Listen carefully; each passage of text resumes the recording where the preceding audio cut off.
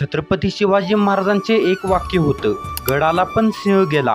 म्हणजेच तानाजी मालुसरे यांच्या बलिदानाचे प्रतीक म्हणजे कोंढाणा उर्फ सिंहगड किल्ला यांचा आज आपण इतिहास जाणून घेऊया.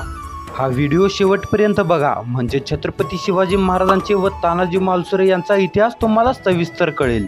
सिंहगड किल्ला हा सह्याद्रीच्या पर्वत शिखरांवर एका पठारावर उभा आहे.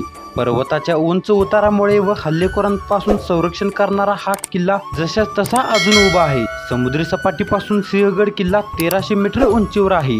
पर्वताच्या पायथ्यापासून सुमारे 745 मीटर इतका उंचीवर आहे. 14व्या शतकापूर्वी या किल्ल्यावर कोळी राजा नागनाईक यांचे राज्य होते. नंतर मोहम्मद इब्रा तुगलकने इसवी सन 1328 मध्ये हा कोंढाणा किल्ला त्यांच्या ताब्यातून घेतला. आता जाणून घेऊया सिंहगड किल्ल्याचा इतिहास. कोंढाणा म्हणजे मुख्य सिंहगड या नावाने प्रसिद्ध आहे.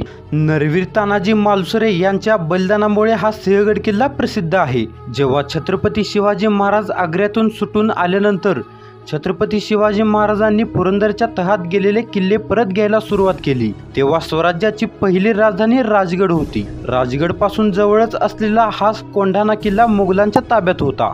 हे माँसाहेब जिजाऊंना योग्य वाटत नव्हते, म्हणून माँसाहेब जिजाऊ छत्रपती शिवरायांना सांगितले की हा किल्ला मुघलांकडून आपल्या स्वराज्यात आला पाहिजे. याच वेळी तानाजी मालुसरे आपल्या मुलाच्या लग्नाचे आमंत्रण घेऊन छत्रपती शिवाजी महाराजांकडे आले व म्हणाले, आधी लगीन कोंढाण्याचं मग माझ्या रायबाचं. अशी गर्जना करत तानाजी मालुसरे स्वतः कोंढाण्याची मोहीम स्वीकारली व तानाजी मालुसरे अवघ्या 5000 मावळ्यांसोबत मुघलांचा किल्लेदार उदयभान राठोड यांचा पराभव करत तानाजी सूर्याजी व काही मावळ्यांनी कोंढाण्यावर भगवा फडकविला. कोंढाणा आता जिंकला, पण तानाजी मालुसरेंना याच युद्धामध्ये वीरमरण आले व छत्रपती शिवाजी महाराजांना ही बातमी कळाली. तेव्हा महाराजांच्या तोंडातून एक वाक्य निघालं, ते म्हणजे गडाला पण सिंह गेला. तेव्हापासून कोंढाणा या किल्ल्याचे नाव सिंहगड असे पडले आणि 350 वर्षानंतरही आजही सिंहगड किल्ला जसा तसा उभा आहे.